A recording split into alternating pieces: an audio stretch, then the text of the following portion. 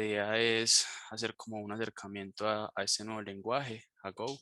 Se ha estado hablando mucho de él, se escuchan cada vez más casos de uso, pero también pues como dentro del sector de la tecnología. Entonces la idea de esta charla es poder tener un acercamiento al lenguaje, pero recordemos que la idea es no hacerla muy técnica, ¿cierto? Que personas que también de pronto no sean desarrolladoras puedan conocer un poco acerca del lenguaje y saber también por qué se está hablando de él y por qué tiene tanto crecimiento. Entonces, la idea de esta charla es hacerla un poco básica, así vamos a ver algunas cosas de código, pero sencillas, y en el futuro la idea sería poder hacer algo un poco más enfocado o con más detalle técnico. Entonces, empecemos. Bueno, lo primero es mostrarles un poco de lo que vamos a hacer durante esta charla o este workshop. Inicialmente les voy a contar un poco acerca de la historia de Go, por qué surgió, dónde surgió, quiénes son sus creadores. Vamos a ver luego por qué se tuvo que crear un nuevo lenguaje, por qué no se tenían, digamos, por qué no se usó otras opciones, sino que se tomó la decisión de crearlo. Ya un poco en detalle más acerca del proyecto, por qué utilizarlo, por qué está tanto en crecimiento, una demostración un poco más en detalle del código y de cosas particulares de Go. Y al final, para cerrar, vamos a ver unos beneficios tanto para el desarrollador como para el negocio o el proyecto, ¿cierto? Ya como para cerrar un poco la charla. Entonces, comencemos. Bueno, lo primero es contarles que este lenguaje surgió en Google, dentro de Google. En el 2007 se estaban presentando muchos problemas dentro de Google respecto a la manera como estaban desarrollando el código y cómo lo podían mantener. La mayoría de todo este código se encontraba en C++ y algunas partes en Java y en Python. Entonces empezaron como a buscar soluciones a estos problemas que tenían y no encontraban algo que agrupara todas estas necesidades que ellos tenían. Entonces empieza a hacer como un proyecto interno. En este caso lo empieza Rob Pike, Ken Thompson y Robert Griesmer. Rob Pike participó en Unix y en UTF-8. Ken Thompson en B, que es el antecesor de C, en C, también en Unix y en UTF-8. Y la última persona, que es Robert, participó en la creación de la máquina virtual de Java. Entonces son tres personas que tienen muchísimo conocimiento y experiencia y son los que iniciaron con todo este proyecto en 2007. Más o menos en noviembre del 2009, este proyecto ya se convierte no en un proyecto interno de Google, sino en un proyecto open source para que la comunidad pudiera aportar ideas e incluso código. Entonces en 2009 Google hace como este anuncio a través de un blog que también va a estar, al final les voy a compartir unos enlaces. Este blog está dentro de esos enlaces que les voy a compartir, donde Google, digamos, con la premisa de que programar debería ser algo rápido y divertido, invitó a los desarrolladores a empezar a participar en este proyecto. La primera versión oficial de Go salió en marzo de 2012. Esto es cuando sale la primera versión oficial de Go. Otra de las cosas, digamos, curiosas de este lenguaje es la mascota. Ya la han visto por ahí desde la portada y la seguirán viendo durante toda la presentación. Esta mascota se llama el Go Gopher. Empezó a utilizarse en algunas de las presentaciones del lenguaje dentro de Go, y en 2016, dentro de una conferencia, se dio oficialmente conocimiento del model sheet de esta mascota para hacerla oficial y para que la comunidad también pudiera empezar a hacer diseños de ella con una guía de estilos. Entonces les voy a mostrar rápidamente esta guía de estilos. Este es el model sheet que se compartió. El creador es René French y esas son como algunas de las características que tiene esa mascota, que es algo curioso de este lenguaje y a través de la cual se ha generado como mucha comunidad. Entonces vamos a volver a la presentación. Listo. ¿Qué es lo otro que tenemos acá dentro de esta historia? Y es una pregunta que tenemos desde el inicio de la charla. ¿Es Go o es Golang? ¿Cuál es en realidad el nombre? La verdad es que el nombre real es Go. Incluso a pesar de que, como en la esquina inferior derecha vemos el logo, son G y O en mayúsculas, el nombre real es G mayúscula o minúscula. Go, ese es el nombre oficial. ¿Porque surgió Golang? En el momento de querer buscar un dominio para el proyecto, Go no estaba disponible y se consiguió golang.org. De acá surge este nombre de Golang. Go es una palabra de pronto muy común, entonces cuando uno quiere buscar documentación también se hacía un poco difícil, por lo que la comunidad empezó a utilizar muchísimo más la palabra Golang en vez de Go. En Twitter está oficializado, digámoslo así, que el hashtag con el que se utilizan temas relacionados a Go es numeral Golang. Eso ya está también definido, entonces digamos que el proyecto en sí aceptó la palabra, entonces cualquiera de las dos se puede como utilizar, pero tener claro que el nombre oficial y original es Go. Entonces veamos un poco más ya qué estaba pasando, por qué se tuvo que crear un nuevo lenguaje, qué era lo que estaban buscando. Eh, En ese momento, dentro de Google se presentaba un problema y era que cuando querían escoger un lenguaje para crear un proyecto, tengamos en cuenta que esto es en el 2007, era un poco diferente a cómo estamos programando actualmente. No había una manera de poder escoger entre un lenguaje que tuviera estas tres cosas juntas, ¿cierto? Una compilación eficiente, una ejecución eficiente y que fuera además sencillo o fácil de programar. Entonces empezaron como a buscar qué lenguaje podían obtener y al no encontrar como una respuesta que agrupara todo eso, adicional, por ejemplo, a problemas que habían con compilaciones muy lentas, problemas con el manejo de dependencias, etcétera, decidieron crear un nuevo lenguaje. Entonces, ¿qué se quiso hacer en este proyecto de Go? La idea de este proyecto de Go era mejorar o coger lo mejor de los dos mundos, de lenguajes que ya estaban en este momento actuales. La idea era que se pareciera un poco a Java y un poco a C, porque eran los lenguajes que de pronto la gente desde la universidad empezaba a utilizar. Entonces, de esta manera iba a ser sencillo poder moverse a este lenguaje y empezar a utilizarlo. Entonces, ¿qué se quería hacer? Se quería tener lo mejor de los lenguajes interpretados y que sean dinámicamente tipados, como por ejemplo Python, ¿cierto? Que es de una manera mucho más sencilla de utilizar, pero también tenerlo de los lenguajes compilados que son estáticamente tipados para poder tener el performance que nos brindan estos lenguajes compilados o el compilar un código, pero también la seguridad de tener estas variables con un poco más de cuidado, ¿cierto? Cuando estamos haciendo de pronto ejercicios pequeños o códigos pequeños, no hay tanto problema con estas variables, pero a la medida en que esto va creciendo y creciendo cada vez, de pronto se pueden presentar inconvenientes al no saber exactamente una variable de qué tipo es o de pronto que vaya cambiando de tipo durante el transcurso de la aplicación. Entonces la idea era tener como las mejores cosas de estos dos mundos para crear este nuevo lenguaje. Adicional a eso, ¿qué se quería hacer? Se quería tener muchísimo soporte para cosas de networking y también en estos momentos se estaba empezando a utilizar los computadores con multiprocesador. Entonces, no había en este momento un lenguaje que fuera de una manera concurrente, digámoslo así, pero que fuera nativo, ¿cierto? Sino que se habían hecho algunas adecuaciones para utilizar o sacar provecho de ese computación multiprocesador o multicore. Entonces la idea con Go era hacer algo que fuera muy, desde su diseño, muy enfocado o diseñado para hacer uso de esta concurrencia o para hacer uso de digamos, sacar el mayor provecho a sus computadores que ya tenían multiprocesadores. Entonces lo que se estaba buscando. La idea era que también este lenguaje fuera fácil de escalar, que pudiera tener manejo de muchísimas dependencias y que equipos grandes de desarrollo no tuvieran ningún problema en trabajar con él.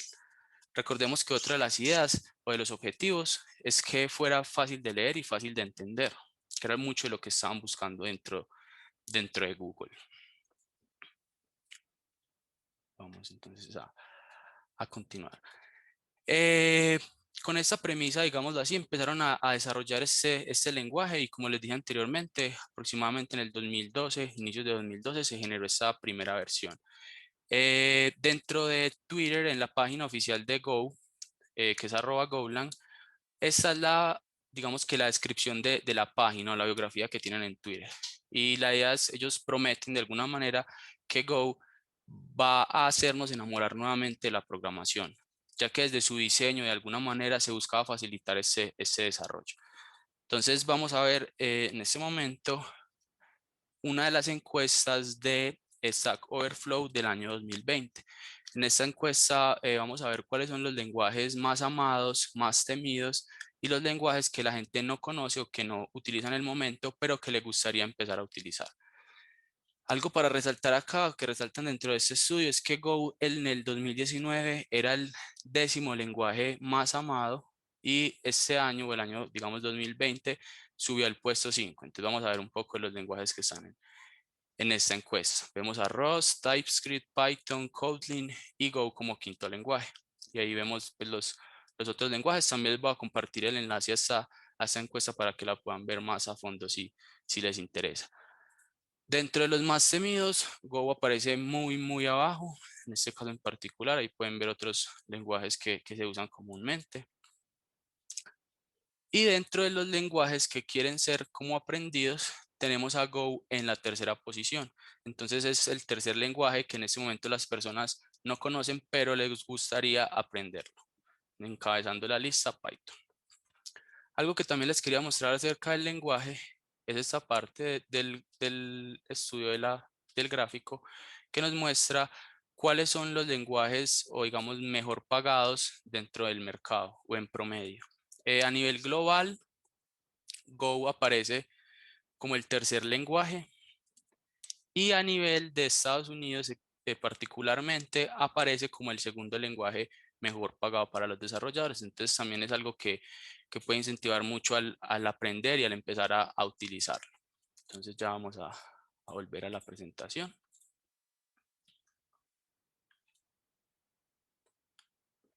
Bueno, entonces, ¿por qué Go? ¿Por qué utilizar Go? ¿Qué nos haría en este momento dejar de utilizar los lenguajes que ya estamos utilizando y pasarnos a Go? ¿Cuáles son sus fuertes? Entonces, lo primero es la concurrencia. Aquí a la derecha tenemos otro Goper, en este caso es el que tiene tatuado Go Routines en el pecho. Esos Go Routines es la manera como Go maneja los hilos para poder hacer uso de la concurrencia y es una manera muy óptima. Entonces, digamos que la principal ventaja de usar Go es su concurrencia y la forma como se puede utilizar. Lo segundo es la sintaxis. Como hemos pues, he dicho durante toda esta charla, Google se está enfocando mucho en que fuera fácil de desarrollar y también que tuviera como esta experiencia, no solo, esta experiencia también para el desarrollador, no solo a qué performance podríamos tener o qué cosas podríamos hacer con el lenguaje, sino que también para nosotros los desarrolladores fuera interesante y divertido, como así lo promovían, el programar en Go. El performance, al ser un lenguaje compilado, nos da muchísimo performance, es una pues como de sus ventajas. Adicionalmente, esta compilación es mucho más rápida que otras compilaciones que se realizan en otros lenguajes, era algo en lo que también se querían enfocar. De alguna manera la historia dice que se les ocurrió el proyecto mientras esperaban que se compilara un proyecto, es como donde surgió la idea, entonces algo en lo que también se enfocaron muchísimo. Y adicionalmente es multiplataforma, podemos simplemente cambiando una palabra dentro del comando que queramos que vamos a utilizar para generar como para compilar o hacer el build, podemos escoger la arquitectura objetivo a lo que queremos pues apuntar, independiente de que estemos nosotros desarrollando, sea en Linux, en Windows o en Mac. Entonces es como una de las ventajas. Otra cosa también muy importante de Go es la manera de hacer los tests. Tiene incluido, digamos, por defecto, ya viene con Go dentro de sus librerías que son bastante buenas, una para hacer los tests. Estos tests tienen algo muy curioso o digamos positivo y es que al momento de ejecutarlos ellos van a guardar en caché los resultados que hayan como obtenido. Entonces, si hacemos unos cambios en el proyecto, cuando son proyectos muy grandes, el volver a correr todos estos tests gasta, digamos, recursos y tiempo. Entonces, Go detecta qué test si tienen, digamos, código relacionado del qué cambió y únicamente estos tests son los que él va a ejecutar y el resto nos va a mostrar los resultados que ya tiene guardados en caché. Entonces, eso va a optimizar muchísimo la manera de probar nuestro código mientras estamos desarrollando. Otra de las cosas que querían buscar muchísimo con este lenguaje era que al pesar de que fuera un lenguaje compilado y con tipado estático, se sintiera como estar desarrollando en un interpretado y que tuviera la posibilidad de tener un tipado dinámico. Una de las cosas que se pueden hacer en Go, ahorita más en detalle vamos a verlo cuando estemos viendo un poco de código, es que yo debo de alguna manera definir las variables, pero no es obligatorio definir el tipo. Él puede detectarlo con la primera inicialización que yo le haga, pero después de crearlo de este tipo, no va a poder cambiar más adelante de tipo. Entonces, como algo en la mitad, siempre vamos a ver de alguna manera cómo se quería buscar lo mejor de los dos mundos. Entonces, continuemos. Otra cosa de pronto para tener aquí en cuenta son los casos de uso. ¿Qué se está haciendo actualmente con Go? Y principalmente se utiliza para aplicaciones web, cloud computing. Se está en este momento también utilizando para machine learning, criptografía.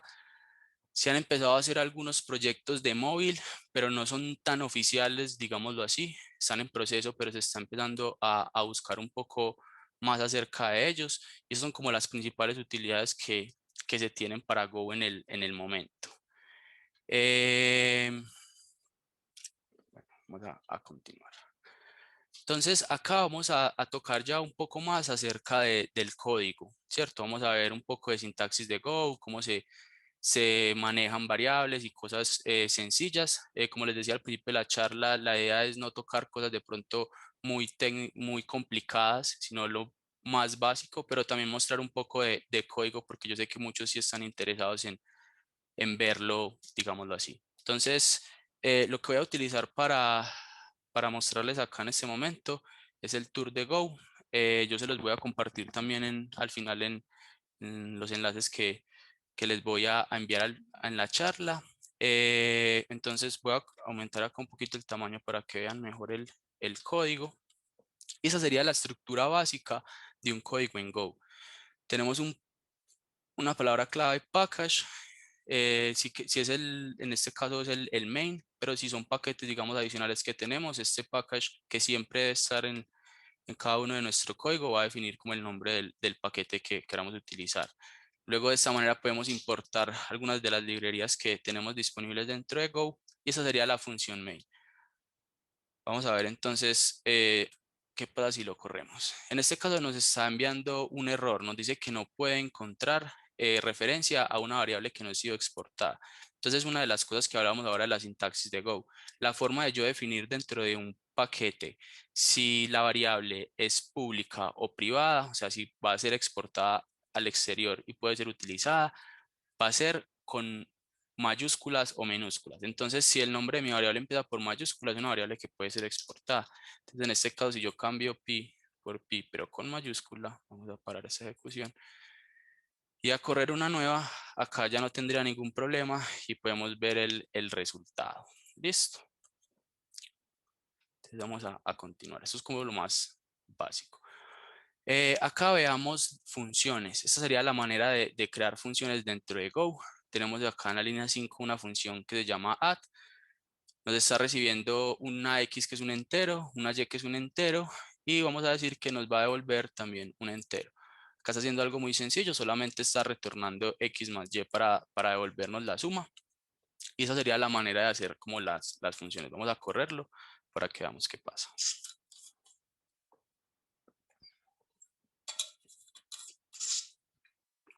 Listo.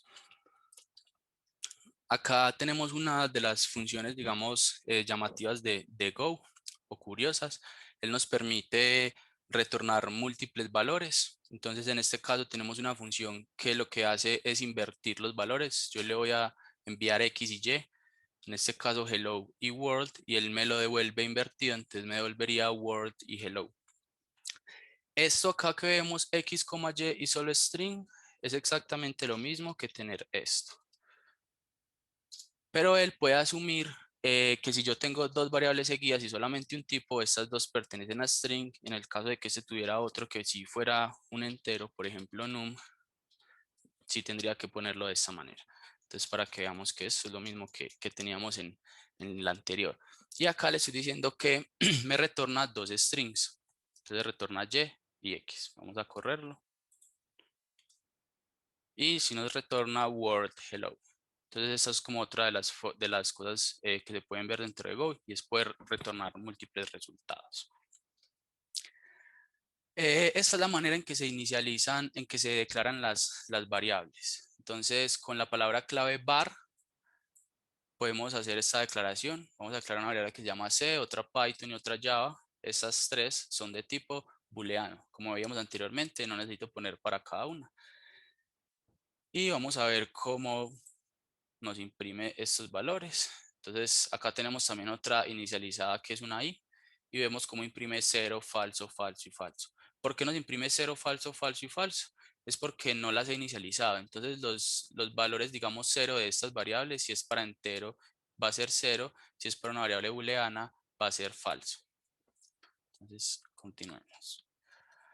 Acá vamos a ver entonces ya cómo se inicializan estas variables. Entonces nuevamente en la línea 5 tenemos var y j de tipo entero que van a tener 1 y 2. Entonces i va a ser igual a 1, j va a ser igual a 2.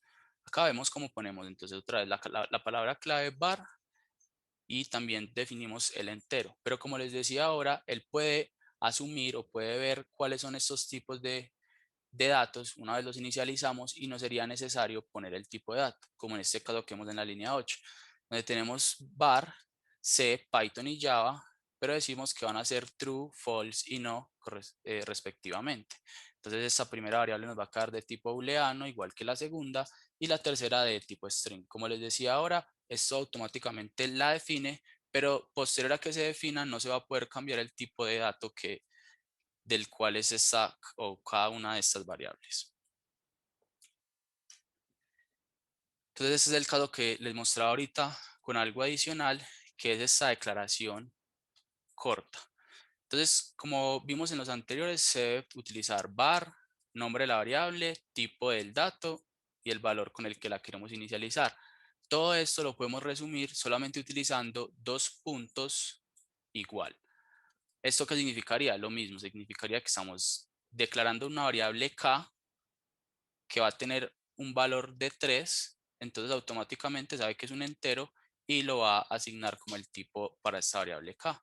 Acá vemos otro caso con C, Python y Java, igual que teníamos ahora, true, false y no. En esta impresión vamos a imprimir IJK, C, Python y Java, y abajo vamos a imprimir los tipos de I, de Python y de Java para entonces que veamos cómo los detecta y son cada uno de ellos diferentes. Entonces tenemos i igual a 1, j igual a 2, k igual a 3, c igual a true, python igual a false, java igual a no. Y como tipos tenemos que el tipo de i es entero, que el tipo de python es booleano y que el tipo de java es string. Bueno, eh, el for, la única manera de hacer ciclos en Go es con for. No hay while, no hay do while, no hay for each. Solamente podemos utilizar for. Van a haber varios tipos de implementaciones de este for. Podemos utilizar el for clásico, inicializando una variable, poniendo la condición y utilizando también la forma en la que va a incrementar. Pero también podemos utilizar este for sin atributos, por ejemplo, para que sea un loop infinito y controlarlo, digámoslo así, de alguna otra manera, con un condicional y un break, por ejemplo. También podemos usar for con una función que se llama range. Esta función nos va a poder, nos permite simular un poco lo que sería un for each, porque este rango nos empezaría a permitir movernos dentro de determinado elemento. Entonces, para recordar, no existe while, no existe do while, solamente for. Aquí tenemos el switch, que sería este otro caso. El switch también tiene varias implementaciones. Esta sería la primera, la más básica o clásica. Tengo un switch al que le estoy dando un valor a esta variable OS, dependiendo de dónde se esté ejecutando el programa. Y a través de esta variable OS tengo cada uno de estos casos. Entonces, como vemos en la línea 11, en caso de que sea Darwin, voy a imprimir OS X, si es Linux, Linux. Y por default, en caso de que no cumpla ninguna de estas dos condiciones, me va a imprimir el tipo de sistema operativo así como lo trae. Este es el primer caso del switch, que es el más sencillo. Otro de los casos para el switch es poder controlar dependiendo del tipo de dato que recibamos. Algo de pronto para aclarar acá es esta interfaz. Eso se llama una interfaz vacía. Esta interfaz vacía simula de pronto en Java algo como los objetos cuando son como una clase que puede representar cualquier tipo. Entonces, cuando tenemos una interfaz vacía, tenemos cualquier tipo, ¿cierto? Entonces, este switch va a verificar qué tipo de dato es. Entonces, en caso de que sea entero, acá en la línea 7, va a imprimir determinada cosa. En caso de que sea string, otra. O en caso de que no sea ninguno de estos dos tipos, otra cosa totalmente diferente. Entonces, esta es la manera también de utilizar estos switch que son con tipos. Y tenemos este switch que se llaman switch sin condiciones. No es respecto a una variable, se van a poner cada una de las condiciones. Entonces, me preguntaría, pues, ¿para qué? Si son necesarios. La idea de este switch es reemplazar bloques de código donde tengamos muchos if, else, y hacerlo de una manera más organizada. Entonces, la idea de este switch sin condición es estrictamente reemplazar estos ifs cuando tengamos código que no sea muy fácil de leer, para que de esta manera sea muchísimo mejor. Acá tenemos otra cosa, digamos, útil dentro de Go. Se llama defer. Lo que nos permite esta palabra clave defer es ejecutar esa línea de código posterior o cuando termine la función dentro de la cual ha sido llamada. Entonces, en este caso tenemos este defer que imprime world y luego la línea de código hello. Entonces, lo que va a hacer al llegar acá es guardar esta línea para ejecutarla después. Va a ir a ejecutar lo que sigue. Una vez termina, si va a ejecutar este word. Entonces vamos a ver acá el ejemplo. Nos imprime primero hello y después word. Muchas veces se necesitan hacer varios defer. Entonces vamos a ver qué pasaría si yo no solamente tengo un defer, sino varios defer dentro de una misma función. Entonces vamos a poner acá otros dos ejemplos. Voy a ponerle a este word 2 y word 3. Lo que hace Go es empezar a guardar estas líneas en una pila y luego las empieza a sacar. Entonces, la primera que se guardó va a ser la última en salir.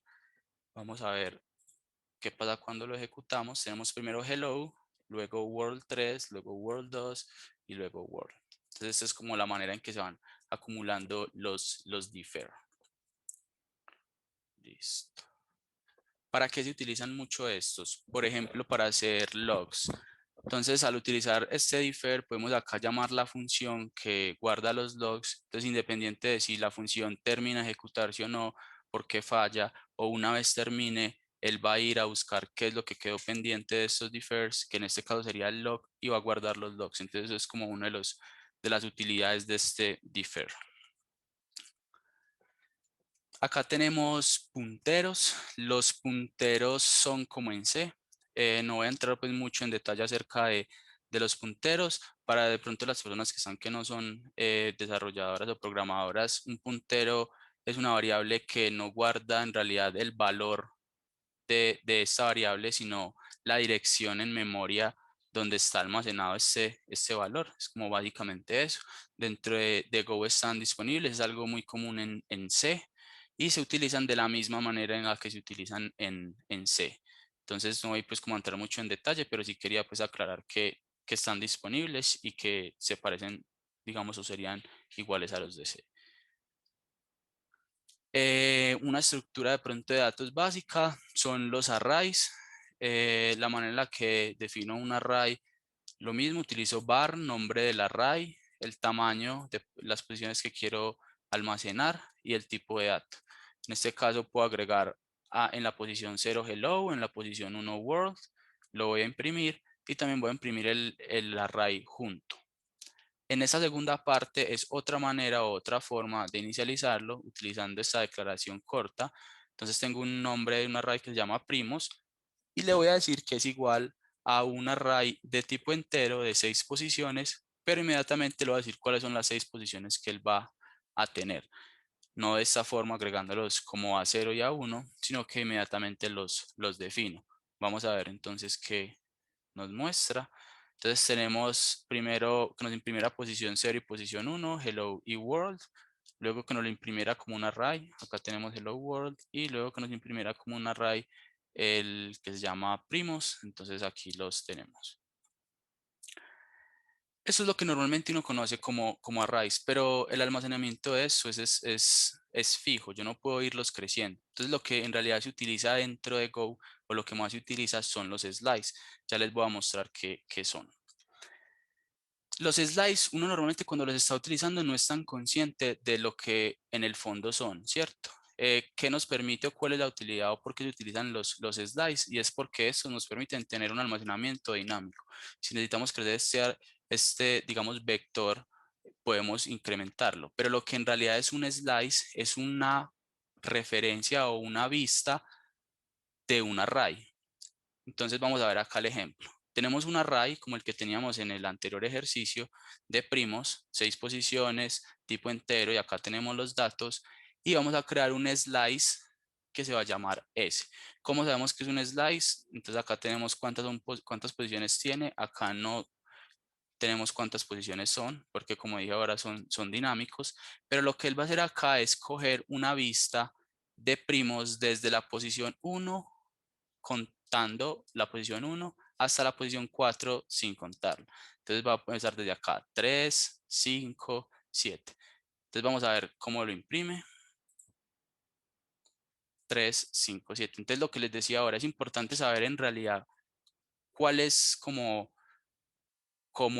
el origen o la función real de un slide, pero en la práctica lo que se utiliza es como un vector normal, pero que nos permite tener, digamos, almacenamiento dinámico. Entonces vamos a ver, por ejemplo, si yo no solamente cogiera la posición 1 a la 4, de pronto para que quede más claro, sino que en este slide número 2, por ejemplo, yo tuviera desde la posición 2 hasta la posición 5 solamente. Vamos a ver, les voy a mostrar algo acá del compilador. Inmediatamente me dice que declaré S2, pero que no la he utilizado. Esa es otra de las cosas, digamos, llamativas del lenguaje y a lo que siempre me está alertando. Entonces vamos a imprimir también S2. Voy a parar ese proceso y a ejecutarlo nuevamente. Y tenemos 357, 571. Entonces, como les decía ahorita, son como secciones o vistas diferentes de este array, pero en realidad su función o su uso, digamos, común es utilizarlo como vectores que sean de almacenamiento dinámico. ¿Qué pasa si yo manipulo uno de estos slides? Digamos en S2 yo hago un cambio. Como eso en realidad es una referencia a un vector, él va a ir a cambiar primes. Y como ese está como referenciado a primes también, entonces ese también se vería afectado. Entonces es algo que hay que tener muy en cuenta cuando se están utilizando los slides. Entonces vamos a continuar. Go permite programar en varios paradigmas. Uno de esos es como programación orientada a objetos. Entonces, la manera de simular como estas clases dentro de Go es a través de un tipo, digamos, de datos que se llama estructura. En este caso tenemos un ejemplo con una estructura que vamos a decir que es de tipo vértice, ¿cierto? Entonces este vértice tiene una X y tiene una Y que serían los atributos y como vemos en el main, en la línea 11, por ejemplo, podemos decir que B es un vértice que va a tener 1 y 2. Él va a ir a asignarlos en el orden en el que estaban. Entonces, 1 para X, Y recibiría el 2. Y podemos acceder a estos atributos, digámoslo así, a través del punto. Entonces, en la línea 12 vemos como dice B.X. Así estamos asignándole un nuevo valor a 4, que inicialmente, un valor de 4, que inicialmente esta X tenía un 1. Entonces vamos a ver en la impresión cómo lo modifica. Y ya cuando queremos ver entonces cuánto vale la X de B, que en este caso sería una instancia o un objeto de tipo vértice, simulándolo con programación orientada a objetos, tendríamos el 4 que fue modificado en la línea 12.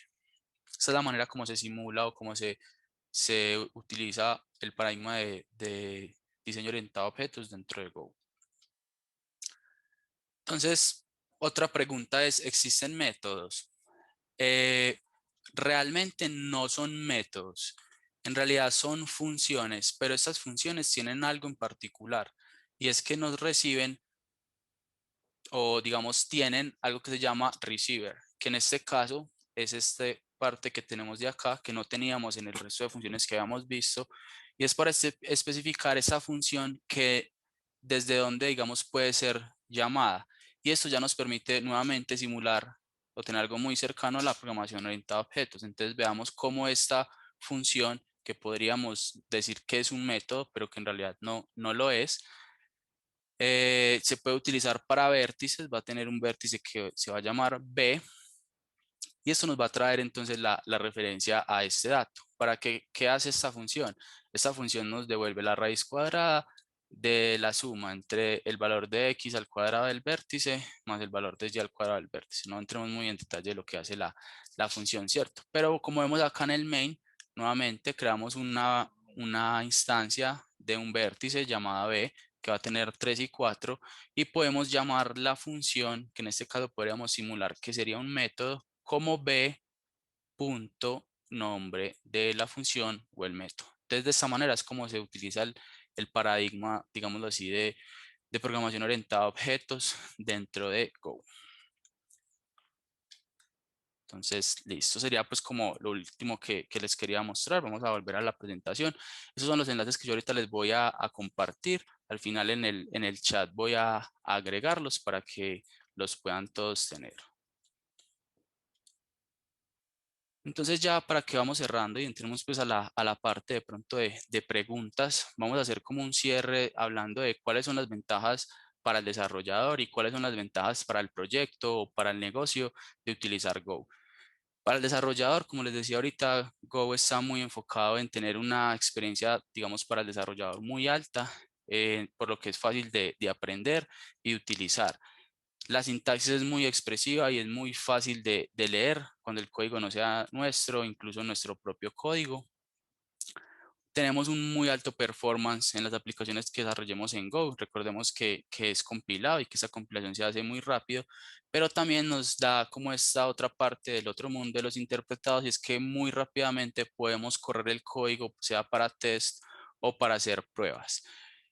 Como les había contado ahorita, se pueden utilizar múltiples paradigmas de programación. Ahorita les conté un poco acerca de diseño orientado a objetos. Existen los closures también para hacer programación funcional, y se pueden utilizar otros paradigmas de programación. Esa es otra de las ventajas que a nosotros los desarrolladores nos permite este lenguaje. Y para el negocio, para el proyecto, es tener la capacidad de desarrollar aplicaciones seguras y escalables, sean aplicaciones web o sistemas, digamos, en la nube, microservicios, que estos sistemas sean muy complejos, pero que sigan teniendo muy alto performance. Y como habíamos hablado, por ejemplo, algo que facilita es que sea fácil de mantener, y es la forma de leer, el manejo que tiene de independencias. Entonces, ese es como otro de los puntos claves para el proyecto en caso de usar Go, y es esa facilidad de mantener el código en el futuro. Entonces, esto sería pues como todo. La idea es que tuvieran pues como un acercamiento al lenguaje. Vamos a esperar entonces para que hagamos pues como la sesión de preguntas. Voy aquí a abrir el chat. De todas maneras, pues muchas gracias por su tiempo, y voy a empezar entonces para que estén y recibir las preguntas.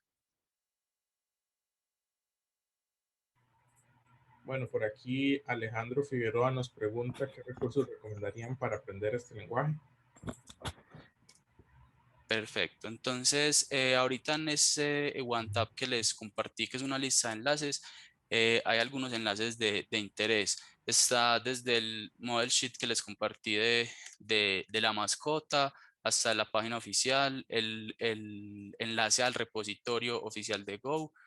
Hay un libro, y el tour de Go, que era donde yo les estaba mostrando los ejercicios, es muy recomendado.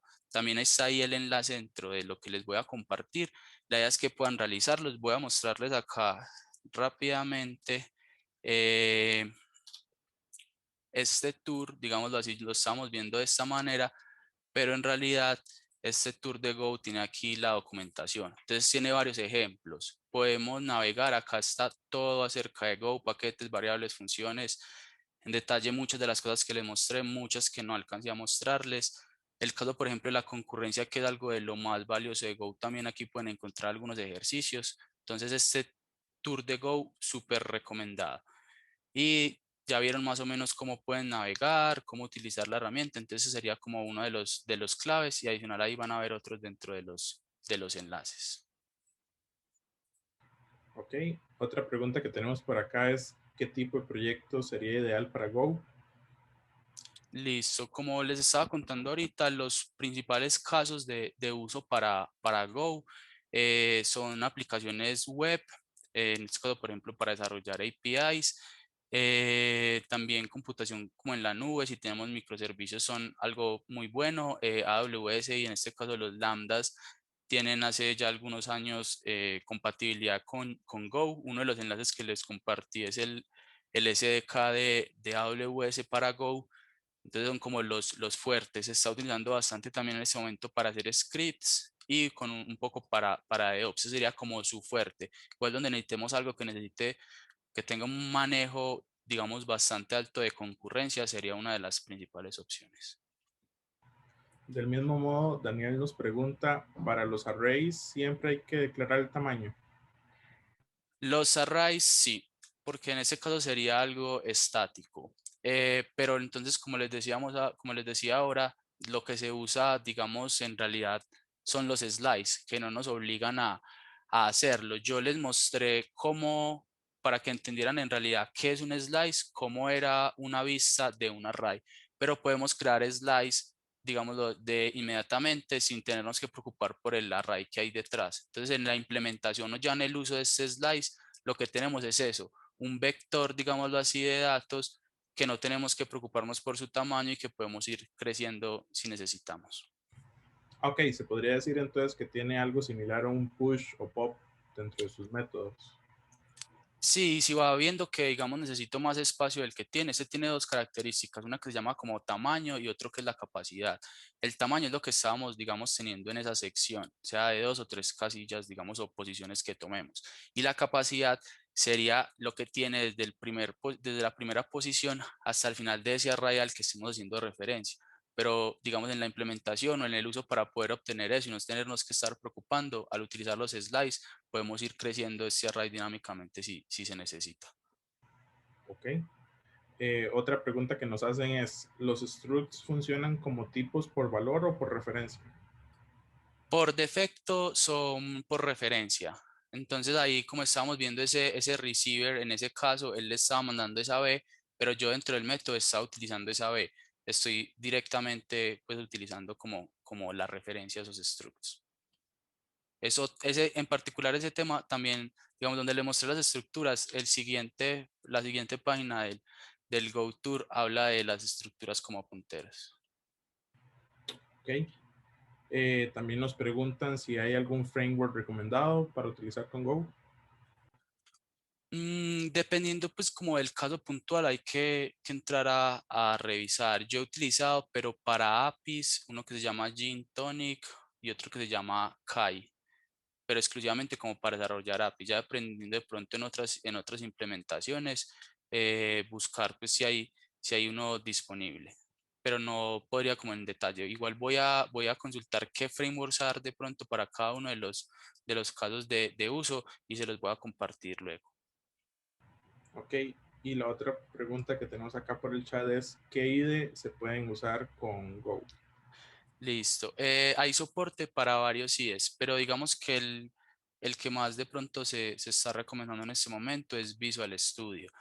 Go directamente pues como proyecto tiene un plugin muy bueno para el Visual Studio al que se le está haciendo como bastante soporte. Entonces como la principal herramienta, pero hay varias opciones disponibles. No es exclusivo digamos con Visual Studio. Genial. No sé si alguno tenía alguna pregunta adicional, puede abrir el micrófono, hacerla directamente o escribirnosla en el chat. Disculpe, yo tenía una pregunta Sí. para Andrés. Eh, no sé de qué lenguaje venías antes, pero ¿cuál fue la curva de aprendizaje y cuál fue tu experiencia personal aprendiendo el lenguaje, usándolo en el día a día? Bueno, te cuento, yo venía, digamos, yo inicialmente, pues hace varios años, aprendí a programar con Java. Eso fue como con el lenguaje que yo aprendí en realidad a programar. pero del año pasado estuve mucho más en contacto, fue con C y Python. Entonces, de alguna manera, son como los tres lenguajes en los que se basaron para hacer Go. Entonces, es como una combinación de todos, pero de alguna manera conocer esos tres me facilitó, digamos, entenderlo. Cosas puntuales como los punteros, sí es muy de C, pero también tiene bastantes cosas parecidas a, como les decía al principio, Python y Java. Igual, yo creo que para personas que sí vengan de lenguajes, digamos, mucho más de alto nivel, de pronto también es un poco más sencillo que otros de bajo nivel que hay disponibles, por lo que hablamos al principio. Al momento de desarrollarlos intentó tener como lo mejor de los dos mundos, entonces como que fuera un lenguaje interpretado y que fuera sin un tipado, digamos, estático, sino dinámico, que se sintiera como eso, pero que en realidad fuera un lenguaje compilado y con tipado estático. Entonces, tiene como ambas partes. Uno puede acercarse tanto por un lenguaje de más alto nivel como si viene un lenguaje de bajo nivel. También Lesmen nos pregunta relacionada a eso, ¿qué tan larga es la curva de aprendizaje entonces? Para las cosas, digamos, sencillas, es bastante rápida. Hay muy buena documentación. La guía de estilos está también definida. Eso es uno de los enlaces también que les voy a compartir, que es Effective Go. Entonces, para tener como un conocimiento básico del lenguaje, es fácil alcanzarlo. Ya si queremos de pronto tocar temas muy específicos o para cosas en detalle, sí de pronto nos llevará un poquito más de tiempo. Por ejemplo, en el caso de AWS. Entonces, a pesar de que hay mucha documentación para Go, cuando ya uno va a utilizarlo con una tecnología en particular, si uno compara, por ejemplo, la cantidad de ejercicios o de documentación que pueda encontrar referente a Python o a Java versus lo que hay actualmente en Go, sí hay como una diferencia. Se encuentra muchísimo más en esos lenguajes porque obviamente son lenguajes que se utilizan muchísimo más y llevan muchísimo más tiempo. Pero está creciendo bastante la comunidad de Go, cada vez se va encontrando más documentación. Otra de las cosas que les voy a compartir ahí es un canal de Telegram donde comparten muchísima información del lenguaje, solucionan a veces algunas dudas, etcétera. Entonces va en crecimiento. En ese momento, cuando uno está buscando algo de pronto muy específico con alguna otra combinación de tecnologías, de pronto no va a ser tan fácil encontrar esa documentación al nivel de cómo se encuentra para otros lenguajes. Pero netamente de Go hay muy buena documentación, como les decía, hay comunidad, hay un foro que es Golang Bridge, que también se puede utilizar bastante. Entonces ahí está como eso, a medida que vaya creciendo y que vaya pasando el tiempo, también se van a obtener mayor cantidad de recursos, pero la documentación que hay es bastante buena.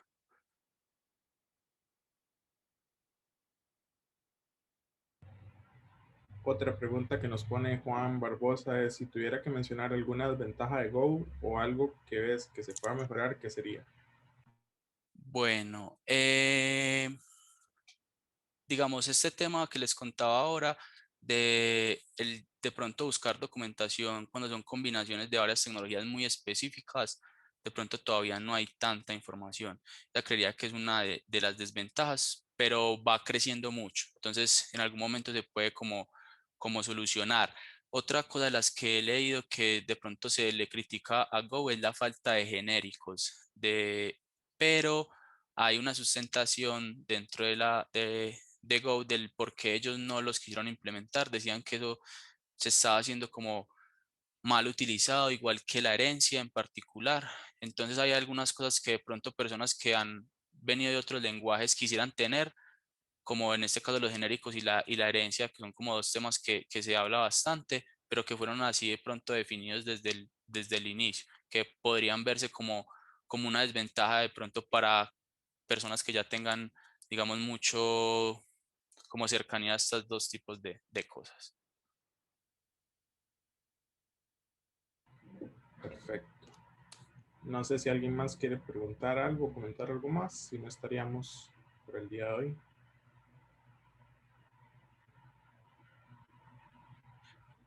Pues no, listo. Pues, También punto muchísimas como lo gracias a usted. último para, Dale. para agregar, a pesar de que está siendo open source, el core del desarrollo o del mantenimiento del lenguaje sigue siendo personas dedicadas de Google. Google sigue utilizando Go en este momento y ellos importan el repositorio público, no tienen pues como su propia versión y de pronto empresas que estén utilizando en este momento Go son muchísimas, pero podemos hablar de Heroku, Docker, Go, YouTube, Slack, Twitch, hay muchísimas empresas ya utilizando Go. Es muy común que estén migrando de otros lenguajes algunos cosas a Go, especialmente microservicios, como lo último pues que se me olvidaba como contarles. Nuevamente agradecerles por el tiempo, invitarlos a que sigan participando en estos eventos que se hacen desde Gap Education, todas estas charlas que se están programando, para que también estén como muy atentos a eso. No sería como nada más. Muchísimas gracias. Les voy a compartir antes que todo por el chat el enlace a este OneTap. Tengo acá información de Go. Algunos ejercicios pueden acá tener en Go by Examples y en el tour de Go, que es este. Esta es la historia de Go dentro de Google, más o menos para que sepan qué pueden aquí encontrar. El repositorio público, documentación del SDK para AWS. Este es el blog donde ofrecieron o contaron que iba a ser open source, invitaron a los desarrolladores. El canal de Telegram que les contaba. Estas son las encuestas. Esto es un ebook que hay gratuito de DigitalOcean acerca de cómo programar en Go. Es reciente.